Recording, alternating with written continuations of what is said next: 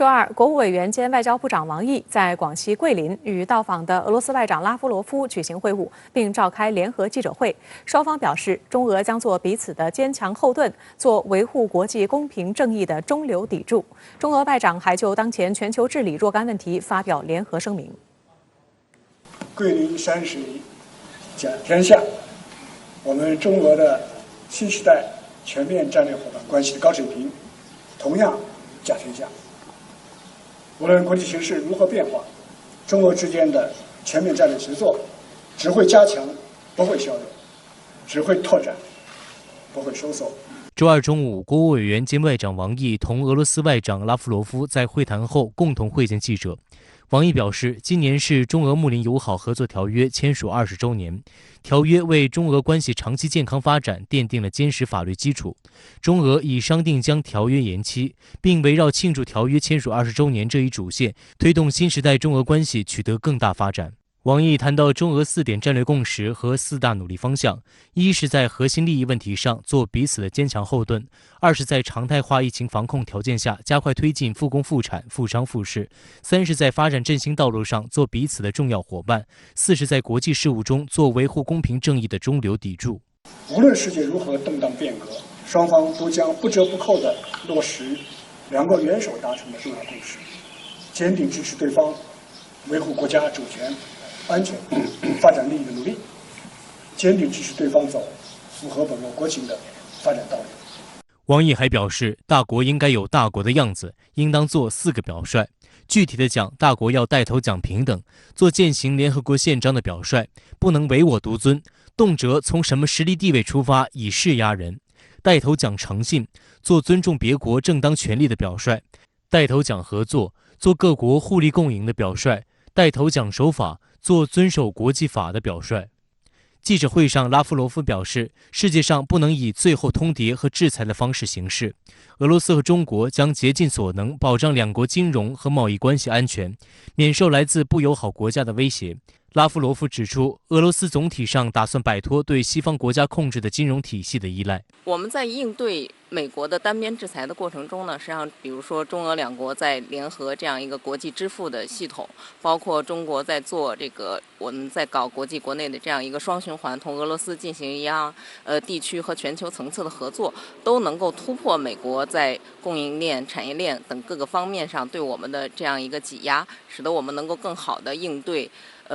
国际局势的这样一个变换。记者会前，王毅与拉夫罗夫举行会晤期间，王毅也特别谈及美西方国家所谓人权表演。他指出，少数西方势力纷纷登台表演，对中国进行抹黑指责。但是他们应该知道，编个故事，制造个谎言，就能肆意干涉中国内政的时代，早已一去不复返。王毅表示，正在举行的联合国人权理事会会议上，80多国以共同或单独发言形式声援和支持中国在新疆问题上的正当立场，这足以说明公道自在人间。少数西方势力的操弄根本代表不了国际社会。任尔东西南北风，我自岿然不动。这些倒行逆施根本阻挡不了中国前进的步伐，也无法扭转历史发展的潮流。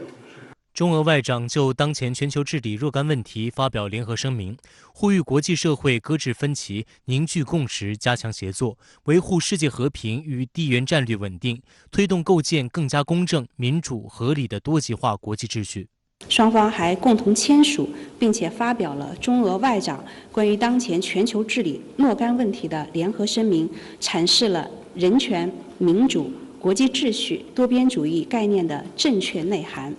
展示中俄共同捍卫国际公平正义的坚定意志。在周二外交部例行记者会上，发言人华春莹介绍了此次中俄外长会晤的具体情况，认为此访富有成果，对今年中俄关系开好局、起好步，以及推动有关国际地区问题政治解决进程具有重要积极意义。两国外长在会晤期间还就双边关系和重大国际地区问题广泛交换意见，达成一系列新的共识。在伊朗核问题上，双方认为美国应尽快无条件重返伊核问题全面协议，并撤销对伊单边制裁，同时鼓励伊朗重新全面履约，期待伊核问题全面协议继续为防止核扩散发挥应有作用。双方还提议设立地区安全对话平台，就解决地区各国安全关切形成新的共识。当务之急是美国早日重返伊核全面协议，并且解除相关的制裁。伊朗则对等恢复尊约，以便共同推动全面协议重返正轨。此次中俄外长会晤因其微妙时机格外受到舆论关注，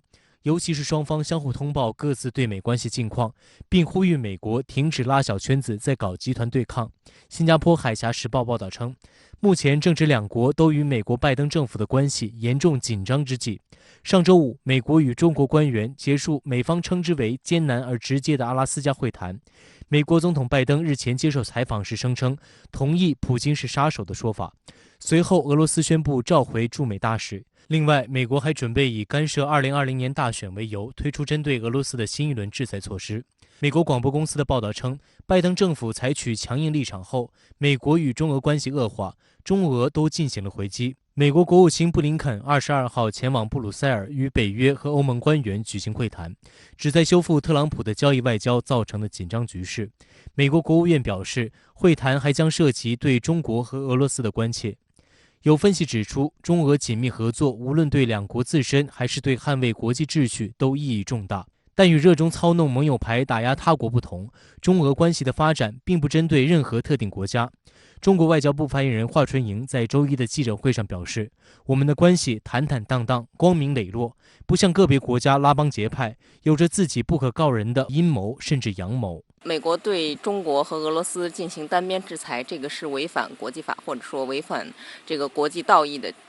原则。那么中俄两国相互通报最新的一个情况，使得双方在相互信任的基础上能够开展地区和全球层面的战略协作，有利于巩固双边关系，同时对地区和国际秩序的稳定有更积极的促进作用。拉夫罗夫此访是新冠疫情发生以来首次访华，也是继去年9月王毅访俄后，两国外长时隔半年再次举行面对面会晤。拉夫罗夫表示，对于俄罗斯来说，中国是真正的战略伙伴和志同道合者。对于桂林此行，刚刚过完生日的拉夫罗夫显然心情大好。周一，俄罗斯外交部在拉夫罗夫一行抵达桂林后，专门在推特上发布一段 TikTok 短视频。视频中，拉夫罗夫站在镜头前，背后为桂林山水，兴致满满的拍照，并与中国游客打招呼。值得一提的是，这段短视频配乐是许多中国人耳熟能详的歌曲《弯弯的月亮》。据俄罗斯卫星通讯社周二报道，调查显示，目前有15%的俄罗斯人在使用 TikTok，